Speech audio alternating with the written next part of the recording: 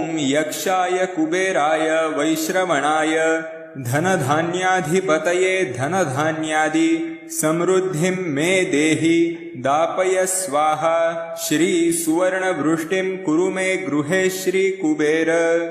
ॐ कुबेराय नमः। ॐ धनदाय नमः। ॐ श्रीमते नमः।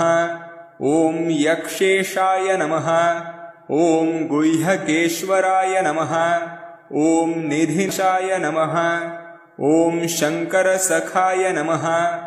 ॐ महालक्ष्मी निवास भुवे नमः। ॐ महापद्मनिधीशाय नमः। ॐ पूर्णाय नमः। ॐ पद्मनिधीश्वराय नमः। ॐ शङ्खाख्यनिधिनाथाय नमः। ॐ मकराख्यनिधिप्रियाय नमः।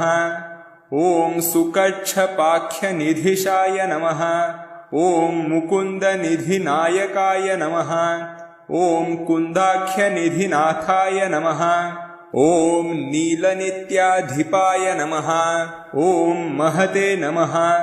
ॐ वरनिधिदीपाय नमः। ॐ पूज्याय नमः। ॐ लक्ष्मीसाम्राज्यदायकाय नमः।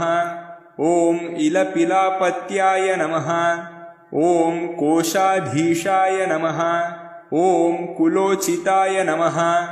ॐ अश्वारूढाय नमः। ॐ विश्ववन्द्याय नमः। ॐ विशेषज्ञाय नमः। ॐ विशारदाय नमः। ॐ नलकूबरनाथाय नमः। ॐ मणिग्रीवपित्रे नमः। ॐ गूढमन्त्राय नमः। ॐ वैश्रवणाय नमः। ॐ चित्रलेखामनःप्रियाय नमः। ॐ एकपिनाकाय नमः। ॐ अलकाधीशाय नमः। ॐ पौलस्त्याय नमः। ॐ नरवाहनाय नमः। ॐ कैलासशैलनिलयाय नमः। ॐ राज्यदाय नमः। ॐ रावणाग्रजाय नमः। ॐ चित्रचैत्ररथाय नमः। ॐ उद्यानविहाराय नमः। ॐ विहारसुकुतूहलाय नमः। ॐ महोत्सहाय नमः। ॐ महाप्राज्ञाय नमः। ॐ सदा पुष्पकवाहनाय नमः।